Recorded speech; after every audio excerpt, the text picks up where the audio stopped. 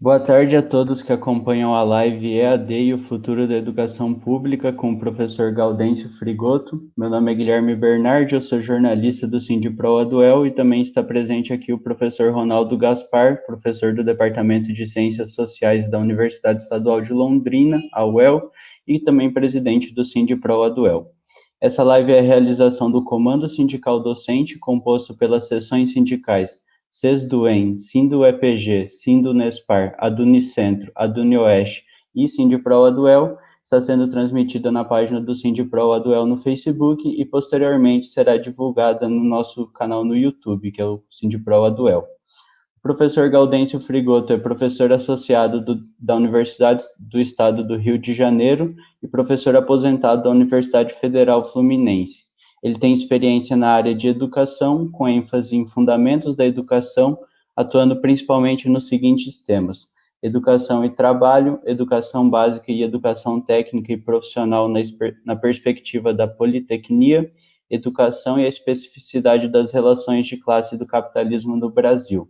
Estarei aqui fazendo a mediação e acompanhando os comentários que eventualmente surgirem no Facebook e colocando demais questões. Professor Ronaldo, professor Gaudêncio, agradeço a presença de vocês. Ronaldo, pode fazer o uso da palavra. Bom, obrigado, Guilherme. Boa tarde a todos. É um prazer estar aqui nessa atividade do Comando Sindical Docente, composto pelos sindicatos aqui que foram expostos pelo Guilherme. É um prazer estar com o professor Gaudêncio Frigoto, com quem eu conheço já por leituras de textos, mas não o conhecia. Primeira vez que nós estamos nos vendo e conversando.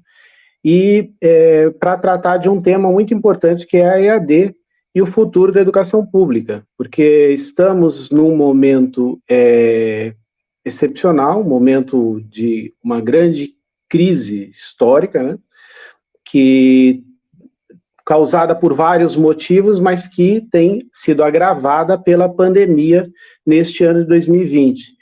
E como a pandemia impõe uma série de restrições de mobilidade para a população, isso trouxe impasses, né, nos processos de funcionamento das escolas, das universidades. E nós sabemos que as aulas, de um modo geral, foram canceladas em escolas, universidades, porque a prioridade é a vida dos membros das comunidades acadêmicas, é a vida dos docentes, professores, professoras, estudantes, funcionários de escolas, né? E também da população que tem relação com os membros da comunidade. No entanto, nós sabemos que existe uma grande pressão governamental para que certas formas de educação, intituladas EAD, ensino remoto e assim por diante, sejam utilizadas. Então, a nossa conversa com o professor Gaudêncio e a exposição que ele vai nos fazer, né? Vamos ver como o professor entende esse momento, como essas pressões e quais as consequências para a educação pública, em especial para o ensino superior, a utilização desses mecanismos e desses procedimentos educacionais. Ok? Então, passo a palavra para o professor Gaudêncio. Boa tarde, professor. Boa noite, Guilherme. Boa noite, Ronaldo. Na pessoa de vocês, saúdo os companheiras e companheiras do Comando Sindical Docente, da Sindipro Aduel, e todos aqueles que estão nos assistindo. E até um convite para quem não está sindicalizado, que é um momento importantíssimo que eu faça. Essa é uma questão importante hoje estar junto. Tenho o maior apreço pelo trabalho que os sindicatos públicos do Paraná fazem, tem uma longa história.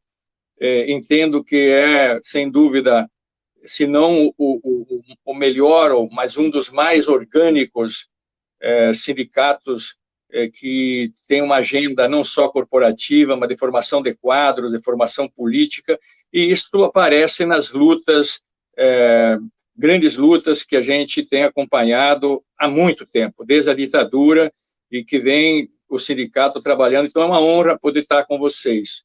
E também bom dialogar entre colegas, professores, alunos, técnicos, dirigentes, né, numa conjuntura de uma dupla desgraça no Brasil.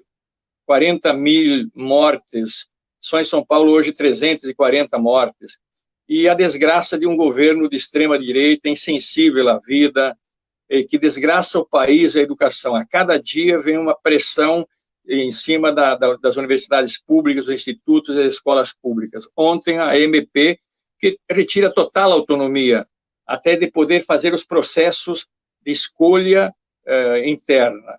Portanto, estamos no mesmo esquema, e mais talvez violento que a ditadura de 64.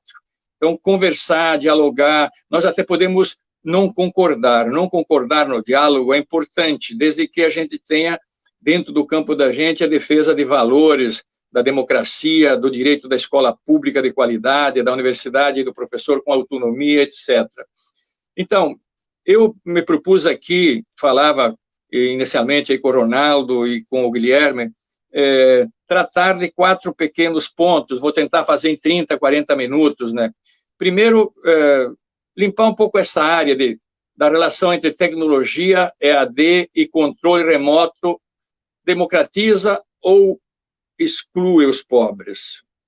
Então, depois, uma breve sinalização, como essa pressão, como dizia o Ronaldo, na pandemia, é uma pressão brutal, mas ela tem por trás, como sinalizava o Ronaldo, uma intencionalidade que o Banco Mundial já fez um relatório dizendo, ó, depois da pandemia, todo mundo se treinou no trabalho remoto, trabalho em casa, e é possível diminuir custos, etc, etc. Então, nós vamos abordar isso também. E aí entrar mais no tema, qual é o futuro da educação nesse contexto, com essa pressão da EAD, e o que fazer, ou como resistir, o que nós defendemos, e afinar essa pauta da nossa defesa, e a organização para fazer isto, pensar na pandemia, mas pós-pandemia. Então, primeiro, é preciso, como diz o nosso colega Luiz Freire, é preciso nós, do campo crítico, do campo da esquerda, que nós não somos contra a tecnologia. A tecnologia, a democratização da tecnologia é fundamental. Aliás, esse é um dos grandes problemas, que o capital se apropriou da ciência e da tecnologia privadamente. Nós defendemos a tecnologia como um bem comum, a ciência como um bem comum, porque a tecnologia é importante em todos os espaços. Como diz o Bottomoro, no dicionário de economia marxista, tecnologia como valor de uso é a extensão de membros e sentidos humanos, e, portanto, ela é importante. Agora, portanto, ela não se confunde com a EAD.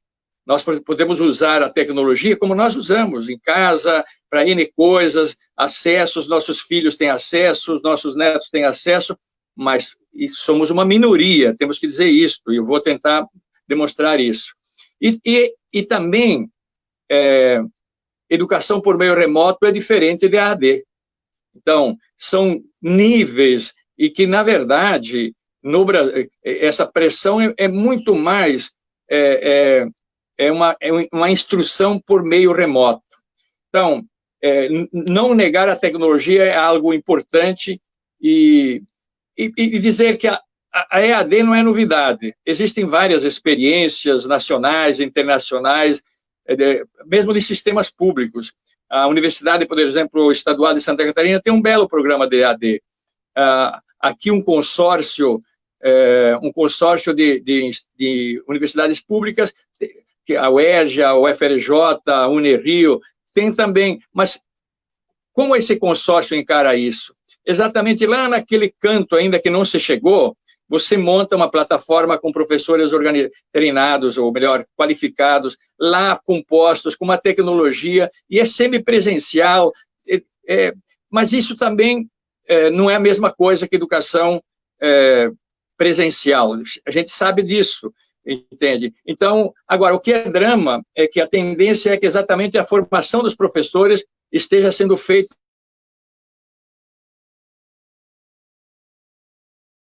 à distância da universidade, do contraditório da universidade, do debate que não é só aula, são conferências, enfim, é arte, é cultura, etc.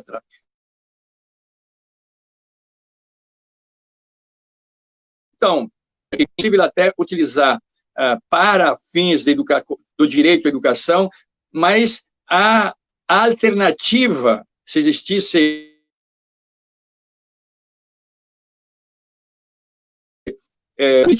que o ensino médio, né, o ensino superior e o ensino médio chegassem lá no interior, né?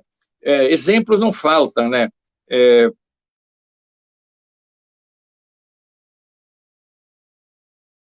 No Paraná, vocês têm, em cidades muito pequenas, tem lá universidades plenas, com graduação, pós-graduação, professores titulados, etc.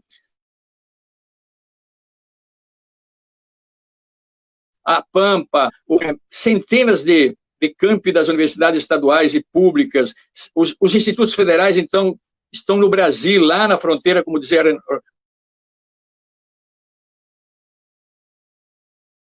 Ronaldo, no nosso dia, tempo em Cametá, que é 5 horas de Belém, barco, carro, e lá uma graduação, pós-graduação com todas as áreas, enfim.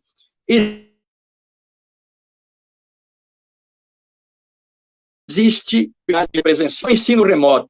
O ensino remoto, ele na verdade, mesmo que fosse possível, na realidade, de computador, de celular, etc. Então, a desigualdade social no Brasil, do acesso ao trabalho, renda, habitação, água potável, saúde, transporte, uma grande parcela da população das periferias urbanas não tem sabonete. Vimos agora aqui, né? Então, eu gostaria até de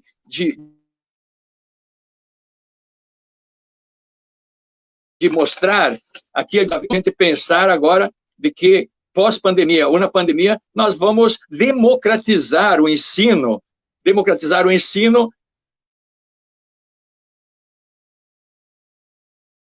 por meio...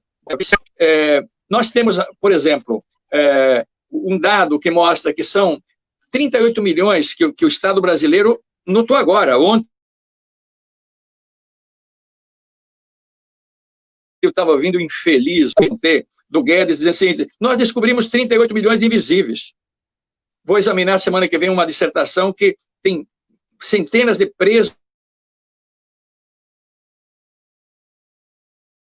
que não têm identidade, não os existentes, mas os prendem. Então, só isso são 38 milhões.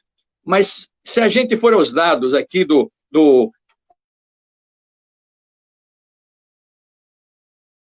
Comitê Geral da Internet, aqui, 70 milhões de brasileiros não têm acesso a nenhum meio de internet. Portanto, é um quarto, exatamente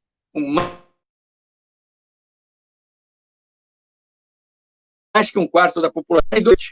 33% das residências não têm acesso à internet.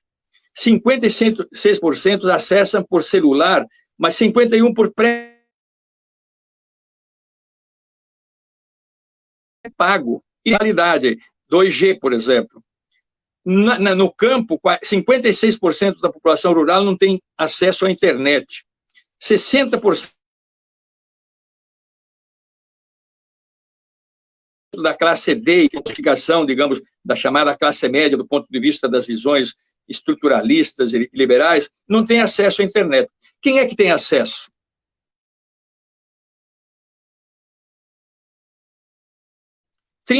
Isso que facultaria algo similar ao que nós estamos fazendo aqui. Mas do lado de lá, se o cara tem pré-pago,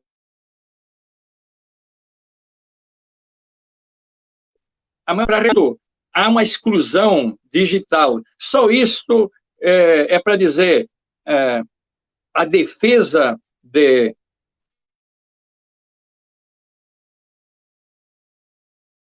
ensino por meio de excluir 60%, 70% dos pobres, mesmo que acesse ou acesse precariamente.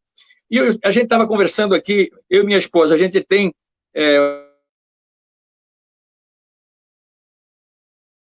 uma filha com computadores, ou de 2 celulares, mas tem famílias que têm 5 filhos na escola. Aqui no Rio tinha uma senhora que tinha 11 filhos. Como é que vai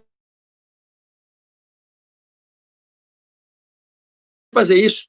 A pandemia, a EAD e o remoto na pandemia, né? Qual era a grande preocupação agora de toda a população, nós, das universidades, está fazendo muito caro, pensar na vida, a situação de tensão das famílias, a saúde e equilíbrio psicológico da família. Portanto, não pressionar, não querer esse produtivismo, diferentes mecanismos. A gente poderia, se tivesse um governo democrático, diz, bom, nós vamos dizer agora que o governo federal vai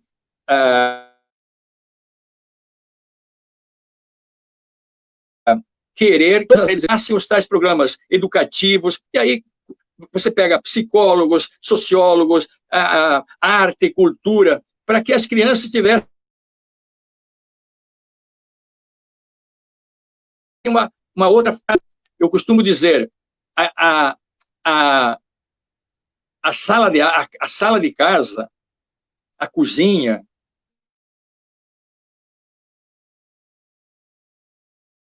o quarto, são professores.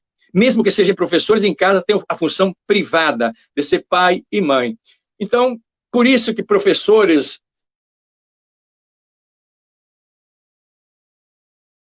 e, sobretudo, nesta circunstância, e vou dizer por que depois, mas nessa circunstância, sobretudo. O que pensar, então... Professor Gaudêncio, só um segundo. O que pensar em educação? A pressão, como foi dito aqui pelo Ronaldo, a educação à distância, na educação pública,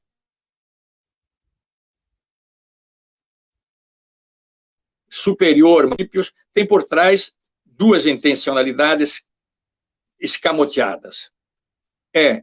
Diminuir custos públicos,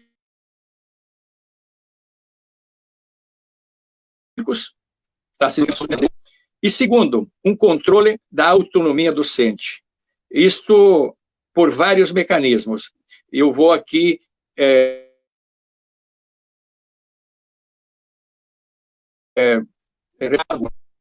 a educação à distância, já o Banco Mundial sinalizava isso em 2000. Eu me recordo que eu representava o Brasil no Conselho. O Conselho fez um grande debate na América Latina, porque os organismos internacionais indicavam de que as décadas que viriam desse século, e especialmente educação à distância. Então, esse negócio já está sendo montado e está sendo desenvolvido. Ganha com isso. São os institutos privados, por exemplo, aqui, Todos pela Educação no Brasil tem 14 grandes empresários e 18 institutos que vendem pacote com isso. São os grandes, o Amazon, a Microsoft, o Facebook, a Apple, a Google, etc. Esses vão ganhar muito dinheiro. Por quê? De não poder fazer esta fala, porque no meu laptop a câmera não está funcionando. Mas também aqui onde eu moro, no Rio, nem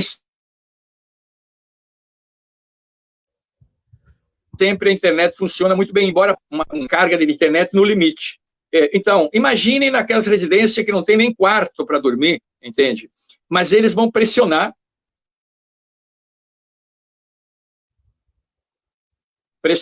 para que fora, você não consegue vínculo, etc, etc. Então, negócio para esses grandes grupos que vão ter um enorme ganho. Então, princípios não é o quê? Enxugar custos, controlar o que o professor faz e controlar o que o professor faz. Veja... Professor Gaudêncio? como no Brasil, ele diz o seguinte: está tudo pronto. Porque desde a década de 90, e vocês são jovens, mas acompanharam isso como estudantes, pelo menos, veja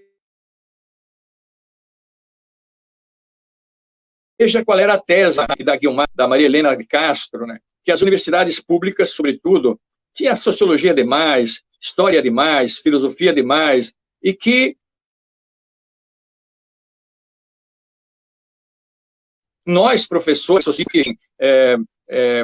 o campo das humanas e sociais, tínhamos que nos preocupar para desenvolver as técnicas, o modelo sugeria, 40 técnicas para formar campeões. Esta plataforma foi da década de 90, na gestão dos 8 anos de movimentos sociais, nós conseguimos segurar isso, na verdade. Conseguimos segurar isso, em boa medida. O golpe vem completar isso. Eram esses do grupo economistas, politicólogos, educadores da década de 90. E, num ano, fizeram as contra-reformas que não fizeram na década de 90. Trabalhista.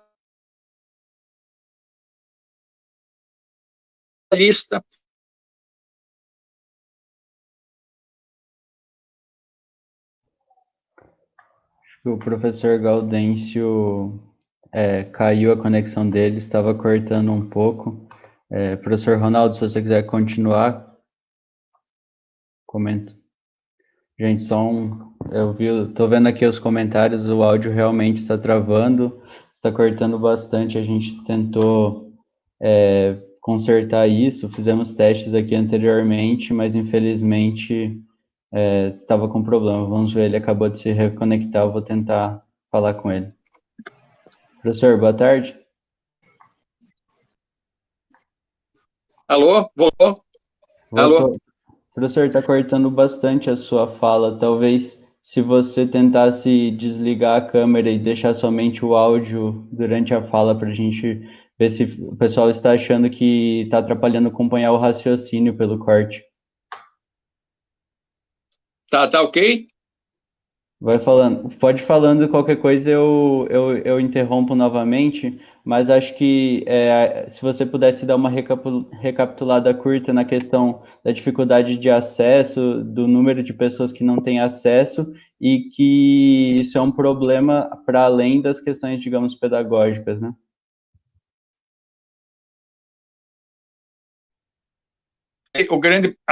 Tá me ouvindo? Sim, professor. Qualquer coisa eu interrompo novamente, mas pode continuar falando. Tá bom.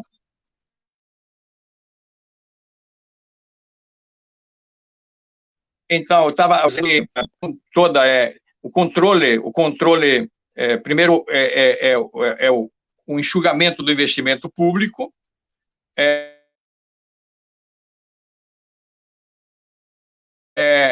e o contexto autonomia. E eu estava dizendo que as contrarreformas que foram pensadas lá na década de 90, mas não completas, elas foram retomadas no golpe de 2016 e completadas.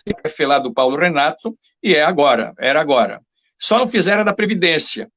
E fizeram o quê? A contrarreforma do ensino trabalhista, que já é idêntico, o trabalho precário, e os BCCNs e a reforma do ensino médio. O que é isso? Quer dizer, no fundo, estão em que a escola básica, fundamental e média, e a universidade têm que instruir e não educar.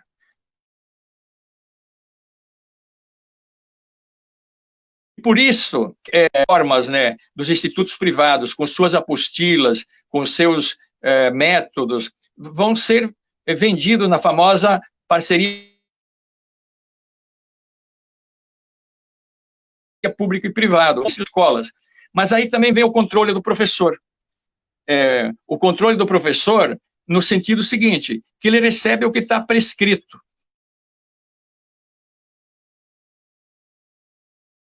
eu estava lembrando, professor de geografia, ele comentou que as passeatas eram ruins nesse momento, porque da pandemia.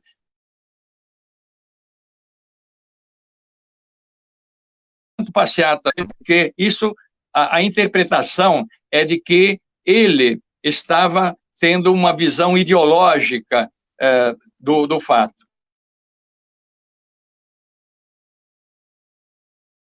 Então, está todo montado para tirar a autonomia do professor, seja por controle remoto, ou seja em sala de aula, porque vai receber o pacote de aula, cuja matrícula é R$10.000. Ela colocou robô para instruir alunos. Então, o que vai acontecer na internet, etc., etc., em vez de fazer concurso de professor, você tem um tutor lá, um monitor, um cara que é como fosse os centros lá, os alunos se reúnem e tem lá um cara treinado para decodificar a apostila do Instituto Ayrton Senna, do EQI, etc., etc. Lógico, sobre o docente e sobre os sindicatos também, nesse sentido. E por que, então, para a gente poder dialogar, até porque me parece que, veja, eu tenho aqui 2 computadores, nós temos um celular, eu e minha esposa, e isso é um bom exemplo da dificuldade. Então,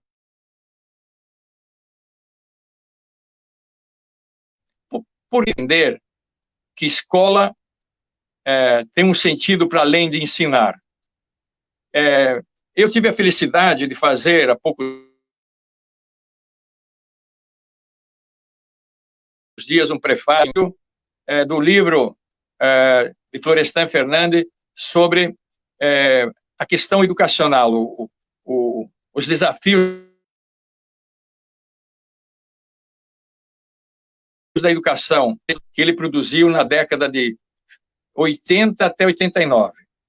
E que faz uma radiografia da educação,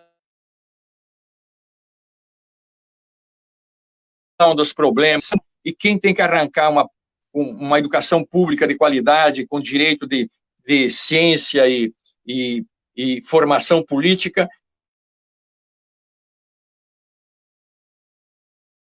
é a classe trabalhadora, etc.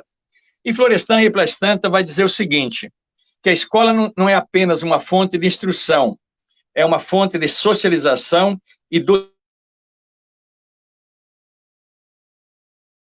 despertar da consciência política. E ele vai dizer, nesta relação, o papel-chave, fundamental, imprescindível, autônomo, um professor preparado cientificamente no seu campo para despertar o interesse científico nos jovens, para que eles não fiquem no manual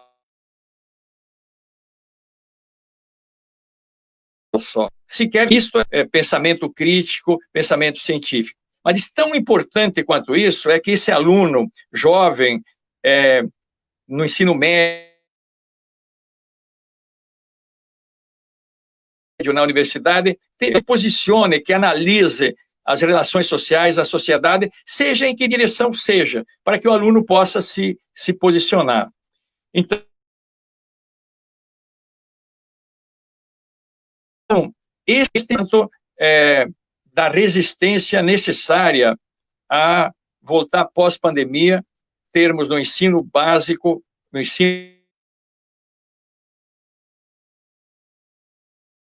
médio, que é possível formar cidadãos cientificamente, mesmo que tivéssemos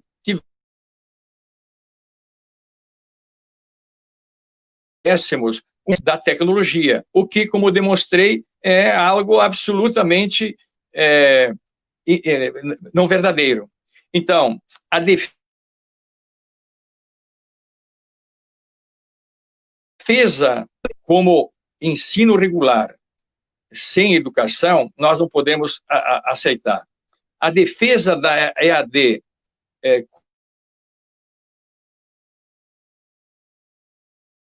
como democratização os mais pobres. Agora, no Enem, fica absolutamente evidente isso. E veja o que, portanto, isso é meritocracia. Esse ministro infeliz não disse que o Enem não é para fazer política social, né?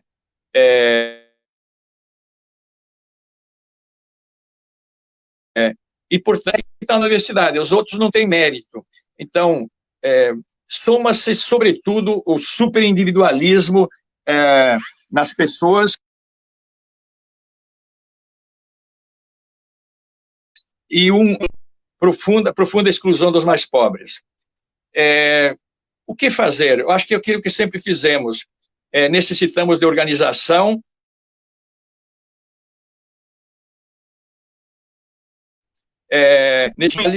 e aquilo que os sindicatos aí do Paraná sempre fizeram, a luta, e chamar atenção do seguinte, e finalize, talvez nas perguntas, trabalhar mais questões que vocês estejam interessados. Então, o futuro da educação pública dependerá da nossa organização na sociedade. Primeiro, para voltar, estamos no Estado de Direito real. E, portanto,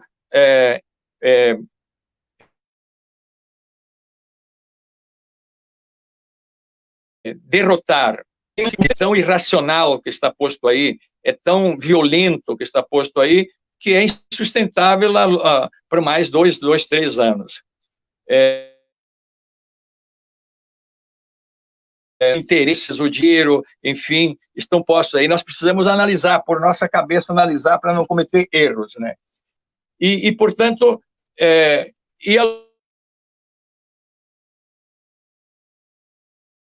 luta, porque sem mudança aí, a educação não vai mudar. Então, eu queria concluir de forma até um pouco positiva, esperançosa.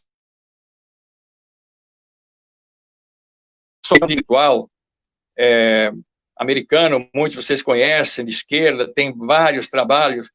Ele chama a atenção o seguinte, que o pós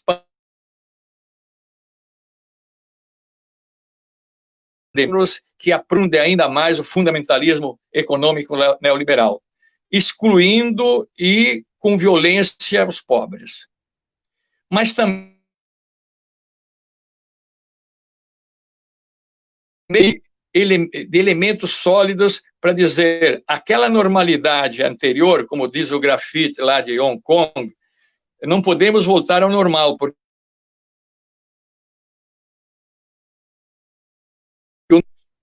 isto vai depender muito da juventude e dos movimentos sociais. E veja o que está acontecendo nos Estados Unidos com o asfixiamento do George Floyd. É uma abolição e é juventude. Eu não vi ninguém da minha idade lá na rua. Milhares e milhares e milhares, com símbolos muito importantes, com a política. Muito esperançoso. Agora, o que está acontecendo no Brasil, né? Esse é o medo desse governo. Mas veja, nós tivemos a morte do João Pedro, e quantos João Pedro negros, etc. O menino Miguel, daquela jovem loira, está no elevador, em vez de tirar, a madame estava cuidando do cachorro dela. Então, nós temos, talvez, essa seja uma interpelação que isto nos faz, de nós mesmos, sindicatos, professores,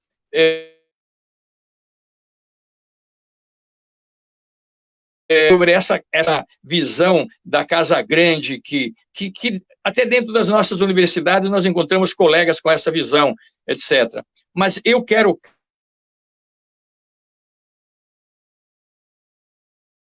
crer, e já há sinalizações nas ruas de que saindo da democracia na mão. E, portanto, a pauta é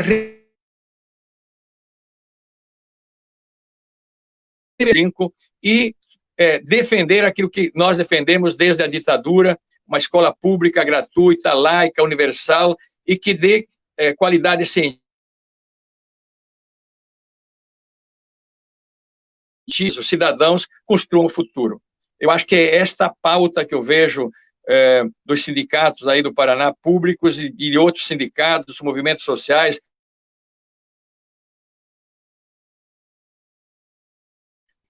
perderança. Ok? Professor Gaudêncio, obrigado pela presença. Se o Ronaldo quiser religar a câmera dele, eu queria... professor Gaudêncio, acho que caiu. O professor saiu. Caiu. Sim, assim que... Infelizmente, o áudio estava cortando bastante, a conexão não estava muito boa. Ronaldo, se você pudesse fazer uma... Só um segundo. Professor Gaudêncio, está me ouvindo? Estou, perfeito. Deu para ouvir ou não?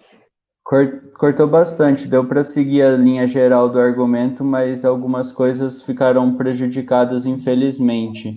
Eu queria perguntar se você não poderia testar pelo computador, sem a câmera, ver se fica melhor do que a transmissão pelo celular. Hã? Enquanto isso, a gente e o pessoal aqui espera um pouquinho, se quiser desconectar e depois voltar, a gente reinsere você e, se for o caso, tenta recapitular algumas coisas e abrir para o pessoal fazer perguntas, que a maioria foram mais comentários gerais sobre a qualidade, infelizmente, do áudio. Enquanto o professor se reconecta, um limite...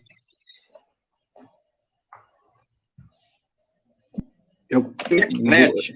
E, portanto, a qualidade vai caindo. Enquanto o professor Gaudêncio se reconecta, eu queria rapidamente comentar algumas questões que apareceram na fala, e aí depois ele retoma, né? O Guilherme apresenta aqui algumas questões que foram colocadas e retoma a apresentação. Eu queria pegar no aspecto final da fala do professor, lembrando que a educação não é um sistema isolado do todo das relações sociais, mas ela é parte integrante desse todo. E, no caso em particular, né, da educação brasileira, ela é parte de um país marcado por grandes contradições, e por um aspecto que é muito nefasto na nossa formação social, que é uma parcela muito grande da população em condições de pobreza material muito acentuada e de acesso precário a uma educação escolar, formal, e que, portanto, isso tem implicações inequívocas sobre certas características, né, do tipo de participação política, do modo como essa população também está relacionada ao processo de escolarização. Nesse contexto de caráter fortemente excludente, este momento da pandemia acentuou os aspectos negativos do sistema educacional, na medida em que as respostas que têm sido dadas pelos governos e têm sido acatadas por escolas e universidades do Brasil afora, intensificam esse caráter excludente da nossa formação social. Como o professor lembrou, uma parte muito importante da nossa população não tem acesso aos meios eletrônicos adequados, e mesmo aquela que tem, não terá aí uma educação de qualidade do mesmo modo que uma educação presencial. Antes do início da apresentação do professor, nós estávamos comentando sobre a questão da democratização do ensino, da democratização do acesso ao ensino superior. E é importante lembrar o seguinte, esse discurso de que a EAD vem atender lugares nos quais a educação presencial não pode ser efetivada, nos últimos anos, especialmente na década de 2000 no Brasil, sofreu um forte golpe, porque o que ocorreu? Nesse período houve uma expansão dos institutos federais de ensino, houve uma expansão do número de vagas nas universidades, a abertura de novos campos universitários, e isso permitiu a uma parcela da população ter acesso ao ensino presencial de qualidade que antes se considerava inacessível, né? Então, a nossa preocupação, acho que a preocupação de todos nós, além deste momento, em particular, ser um momento difícil, um momento no qual as universidades, as escolas estão sendo pressionadas. Está cortando, Guilherme? Estou ouvindo tranquilamente. Pode continuar, professor Gaudêncio. Além deste ser um momento no qual... Viu? Eu não estou conseguindo entrar, não. Você manda de novo, você tem condição, Guilherme, de me mandar o link? Por onde você quer que eu te mande?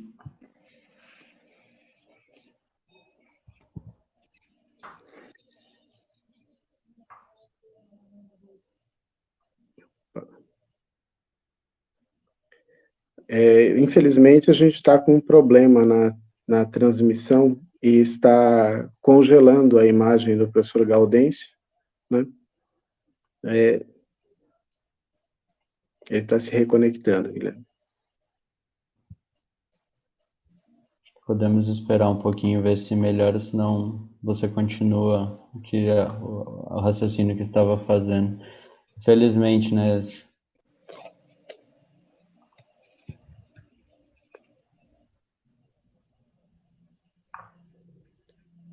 Como, bem rapidamente, só terminar um aspecto aqui do raciocínio, é importante lembrar que a utilização desses mecanismos nas escolas está intimamente ligado a um processo também tendencial de privatização do ensino. Nós sabemos que a privatização, a mercantilização do ensino, seja ele básico ou superior, não ocorre necessariamente por meio da venda de universidades públicas a privados, mas ocorre internamente, por meio da terceirização, a venda de serviços nas universidades, ocorre por meio da venda cada vez mais de certos tipos de pacotes de serviço que as universidades privadas e algumas públicas já acabam comprando, né? Ou seja, por meio de apostilamento de cursos, que não é difícil que ocorra também cada vez mais no ensino superior, com a precarização das condições de trabalho.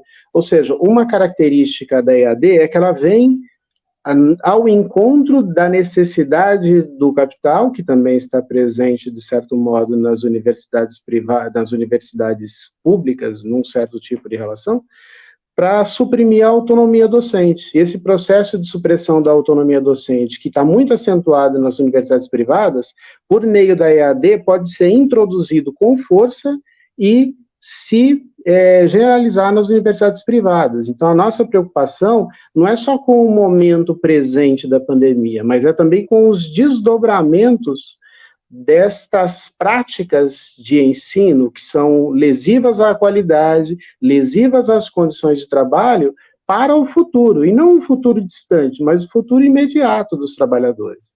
A preocupação dos sindicatos, em última instância, diz respeito às condições de trabalho, ao emprego dos docentes, ao emprego dos funcionários das universidades e das escolas, que nós sabemos que, por meio desses instrumentos, isso pode ser fortemente atacado no próximo período, sobretudo com o acirramento da crise econômica, porque nós vivemos um contexto em que já estávamos numa crise, a pandemia intensifica a crise e vai, né, a partir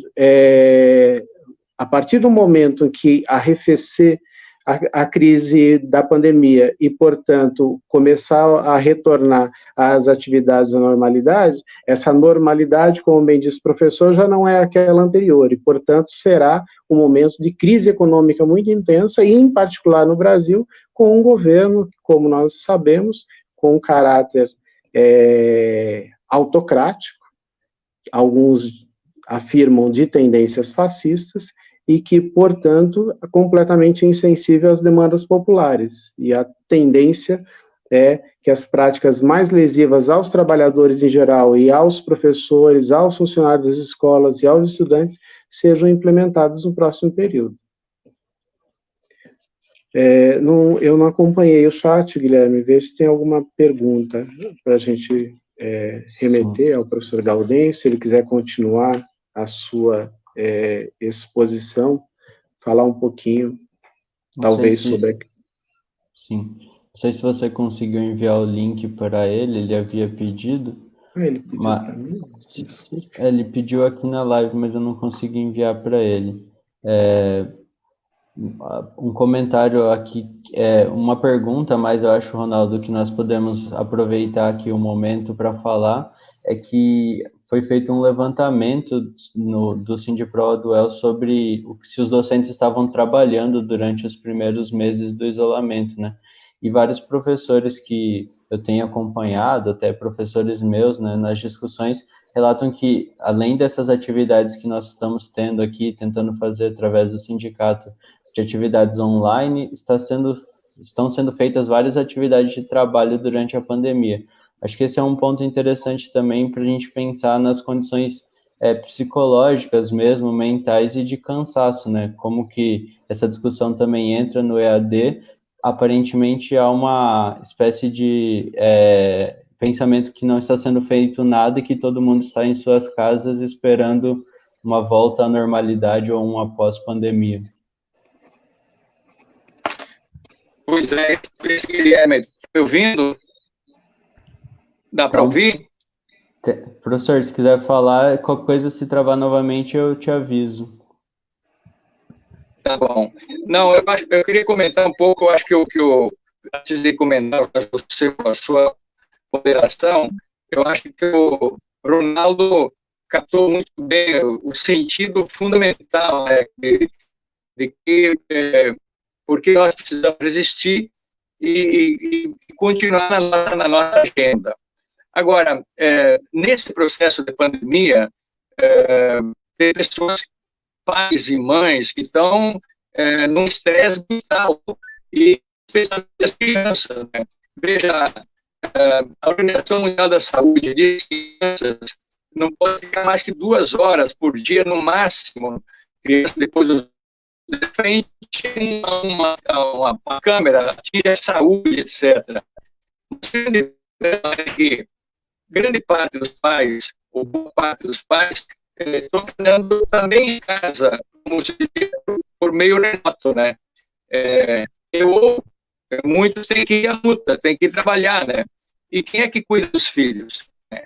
E quem é que pode orientar, a empregada vai orientar o dever? A minha esposa tem doutorado na linguagem, e ela pegou um tempo aqui para ajudar a minha filha a tarefas da minha neta. As pessoas existem, então, há uma pressão enorme sobre a família, a pressão é grande, o medo os pais têm medo que as crianças peguem, os avós peguem, etc.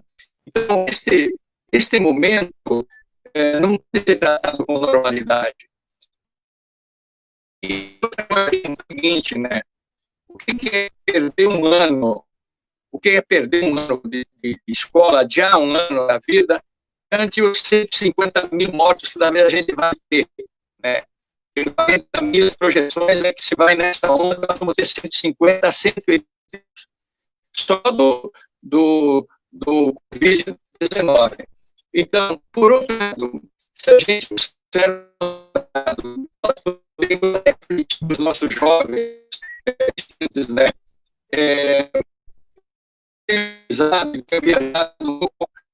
como a própria classe média na Suécia, eu estive lá, na Dinamarca, na Itália, na Inglaterra, com 18 anos, 19, entrarem na universidade.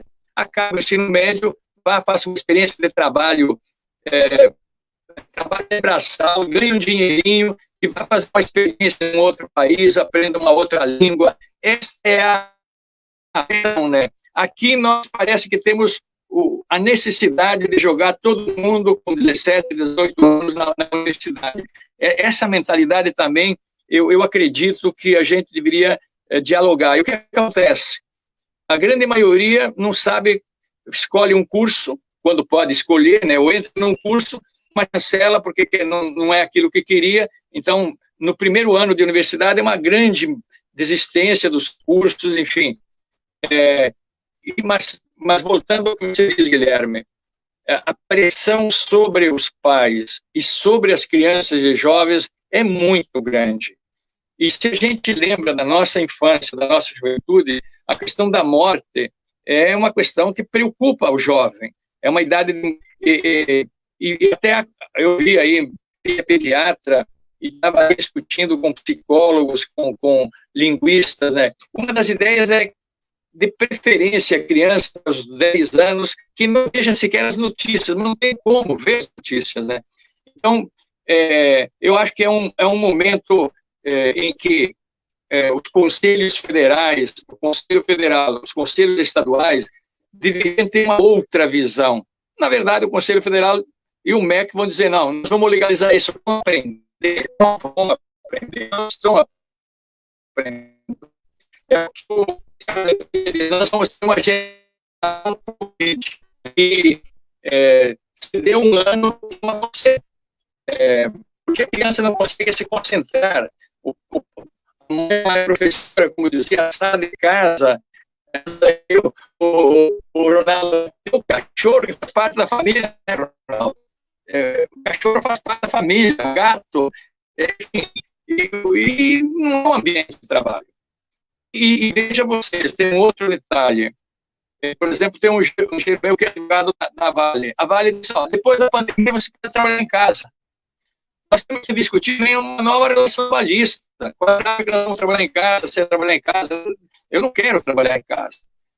A minha casa é um espaço privado, eu convido os amigos, convivo com a minha família, não é um escritório, mas tamanha é a insanidade que está tomando conta, né, do produtivismo, e de um produtivismo para bancos e para as grandes fortunas. Então, nós não podemos aceitar isso de forma nenhuma, temos que ganhar mais energia e organização para lutar contra isso. Obrigado, professor Gaudêncio. Infelizmente, a qualidade da transmissão está prejudicando muito as pessoas que acompanharem o raciocínio, né, seguirem a linha, mas acho que você colocou algumas questões importantes, né, que é meio que uma necessidade, parece, de que a gente volte de toda forma e que essas 150 mil mortes, elas pouco importam comparado a perder um ano, né? Parece mais prejudicial perder um ano do que ter 150 mil mortos, né? Que acho que foi uma coisa que chamou bastante atenção, pelo menos de mim, na sua fala. A gente teve dois comentários aqui no chat, né? Eu vou passá-los para você, professor Ronaldo, principalmente o Ronaldo, por causa da qualidade do áudio falarem. Infelizmente, a transmissão e essa live realizada pelo Comando Sindical Docente ficou prejudicada por questões técnicas que aparecem, né, nas discussões sobre uma implantação de uma educação à distância no ensino. O Núbio Delane Ferreira Mafra comentou sobre o EAD e disse que não é uma discussão nova, que ele disse, a pergunta dele é se não deveríamos, como campo progressista, estar fazendo essa discussão por dentro do EAD, com todas as críticas a ele, e não por fora dela, pensando como fazer um EAD melhor, talvez. acho que considerando que é uma discussão que já vinha sendo feita, mas que deve, como o professor Gaudêncio e o Ronaldo falaram aqui na live, já estão sendo essa relação de trabalho à distância, há grandes perspectivas de que ela vai se manter com força mesmo após a pandemia, né, que já vinha acontecendo nos países centrais, mas que vai se implantar no mundo todo. E já completando com o segundo comentário aqui, a Lorena Portes pediu se o professor Gaudêncio poderia retornar 2 aspectos que orientam a lógica presente na educação, que é a precarização do trabalho e a mercantilização. Ronaldo, se você quiser fazer uma fala e depois o professor Gaudêncio quiser tentar voltar e já agradecendo a presença e lamentando a qualidade da transmissão. Bom, eu apenas queria lembrar que existe discussão sobre EAD há muito tempo. Nos sindicatos também. Essas discussões, elas são primordialmente contrárias às mais diversas formas do EAD, por entender que elas implicam em degradação das condições de ensino, em precarização, seja em qual condição for, quando comparada à educação presencial, mas existem segmentos, mesmo na esquerda, que discutem como fazer com que essa educação à distância possa ter seus aspectos negativos amenizados, ou seja, não há um posicionamento fechado, vamos dizer assim, de toda a esquerda, de todos os segmentos em relação a ela. Agora, o que a gente tem que fazer, e nós discutimos isso, fizemos discussões do sindicato, abrimos debate, fizemos reuniões por centro, e a posição do Sindipro-Aduel, em conformidade com aquilo que os professores, que os docentes da universidade decidiram nessas reuniões, junto com a diretoria, foi de que é o momento de nós refutarmos esse tipo de ensino à distância e nos posicionarmos por exigir que as aulas sejam retomadas quando existirem condições adequadas para fazê-lo de um modo presencial. Agora, é importante também entendermos o seguinte: o papel do sindicato é a defesa das condições de trabalho dos docentes.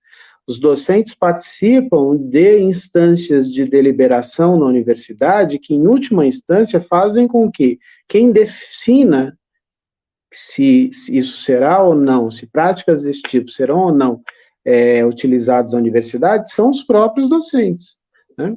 Então, os sindicatos fazem um papel de organização de luta e de conscientização, mas os próprios docentes nas instâncias é que deliberam.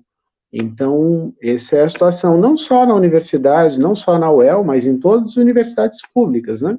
Agora, é importante lembrar também que esse posicionamento contrário ao ensino à distância, como foi frisado inicialmente pelo professor Gaudêncio, com razão, não é nenhuma posição negacionista em relação à ciência, de utilização de qualquer tipo de incorporação de novas tecnologias ao processo de ensino, mas está relacionado com também a defesa das nossas condições de trabalho, a defesa do emprego dos professores.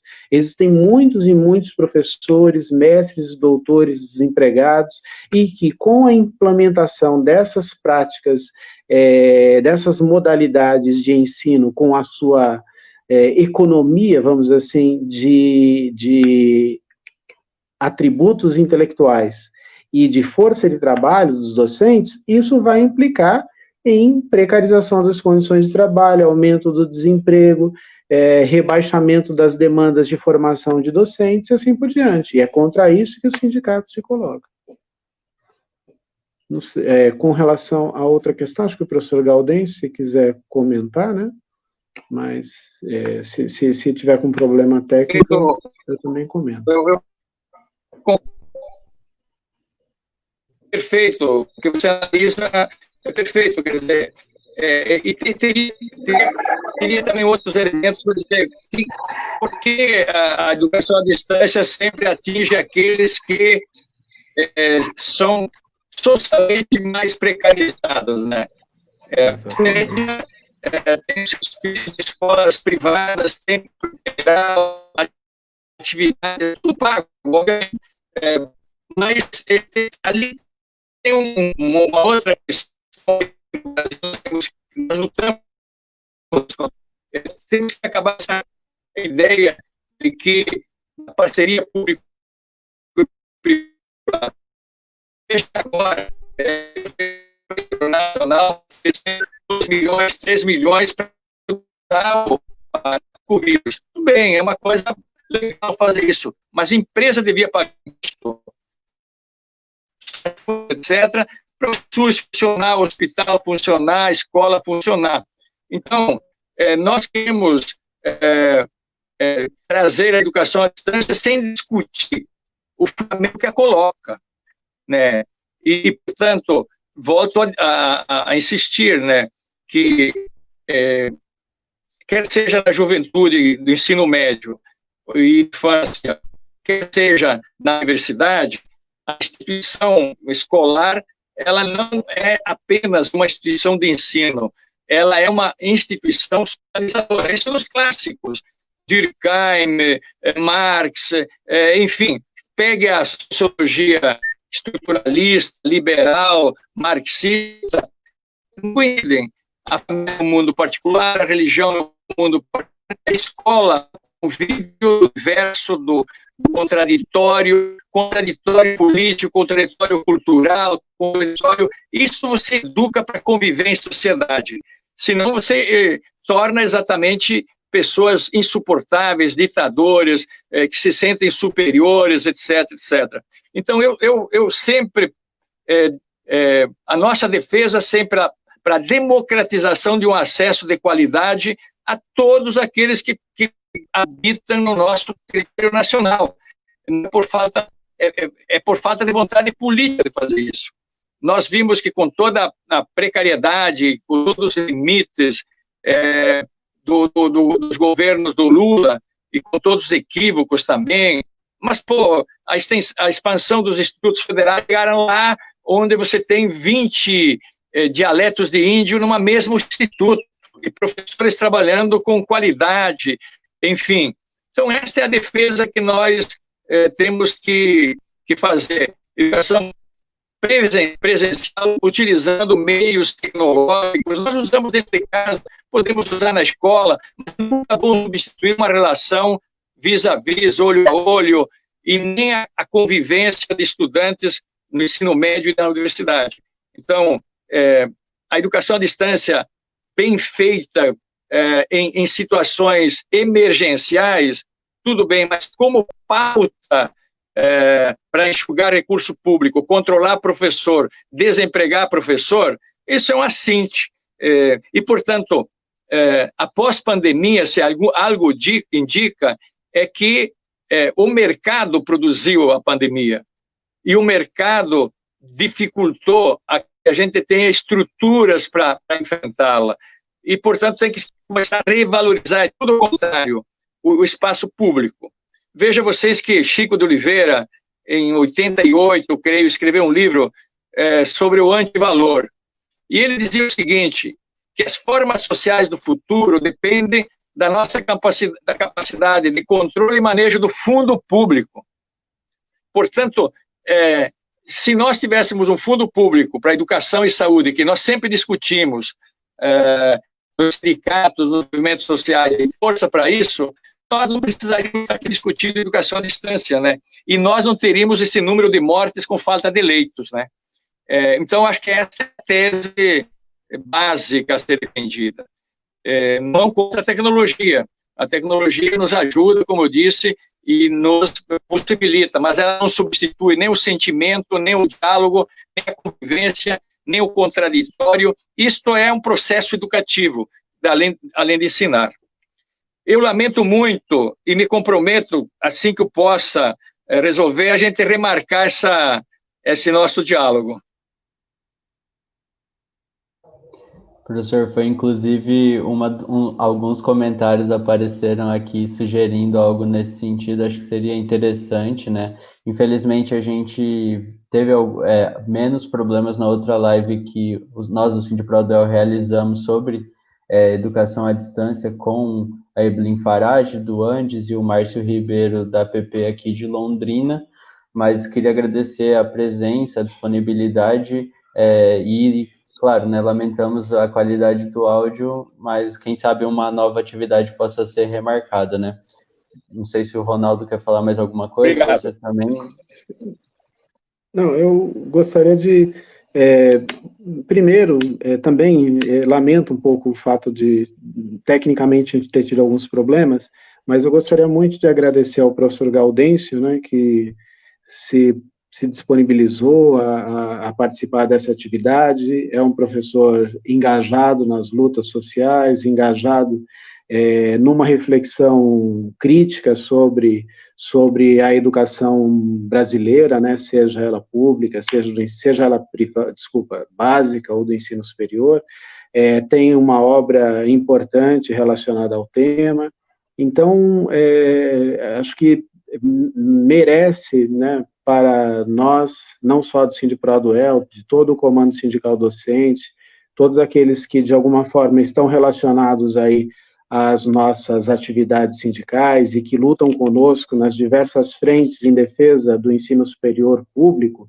que o professor possa, em algum momento, retornar, participar de uma outra atividade, seja sobre o tema, seja mesmo passando esse momento, vamos dizer, talvez, da pandemia, das discussões sobre EAD, de outros tantos temas, né? Porque a educação pública vem sendo discutida há muito tempo, tem sido afrontada e atacada cada vez mais com os diversos projetos aí do governo federal, mas também aqui no estado do Paraná e em outros estados, e retomar uma discussão sobre a educação pública, sobre o fortalecimento dessa educação gratuita, universal, laica, o fortalecimento da luta sindical, a necessidade de organização dos trabalhadores nas suas instâncias de base, né, que são os sindicatos, e claro, né, se nós entendemos que a educação é parte de um todo mais abrangente,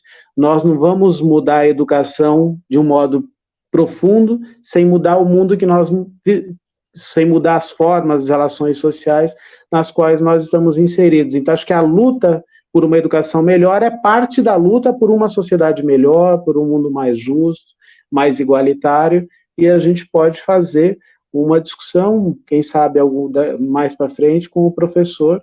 Será um prazer recebê-lo, assim como imagino que seja também para todos os companheiros docentes aqui do Paraná, e especialmente aqueles ligados aos sindicatos, ou às seções sindicais, porque todas fazem parte do Andes Sindicato Nacional. Gostaria de agradecer, é um prazer recebê-lo, professor. Ronaldo e Guilherme, eu estou vendo aqui que o problema, e falar para os nossos companheiros, que o problema é aqui meu da internet, porque eu moro no Jardim Botânico e tem montanha aqui, então, e a sobrecarga, agora no laptop, quando tinha câmera, ele filtra menor, porque eu ligo diretamente na internet, então fica direto, eu fiz umas 10 lives, e nunca deu, mas a última me deu problemas, porque tive que fazer no celular e não dá.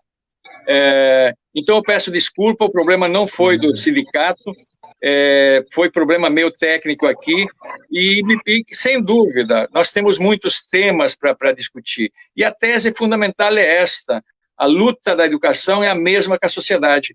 O Florestan diz nesse livro que eu citei, Os Desafios da Educação, que sem um acerto de contas com o passado, nós não vamos projetar o futuro para a educação. E esse acerto de contas exatamente são as relações escravocratas, colonizadoras, antissociais, que nos governam, e os saltos que damos são interrompidos por ditaduras e golpes. Nós temos que fazer, em dado momento, ter força para fazer um marco de não retorno, né? E construir relações sociais que permitam isso que o Ronaldo está sintetizando muito bem e analisando muito bem, uma sociedade que, por ser mais justa no campo econômico, social, ela será mais justa no campo educacional. E agradeço muito ao Ronaldo, um prazer te conhecer, Guilherme, aposto muito na juventude de vocês e a gente está junto.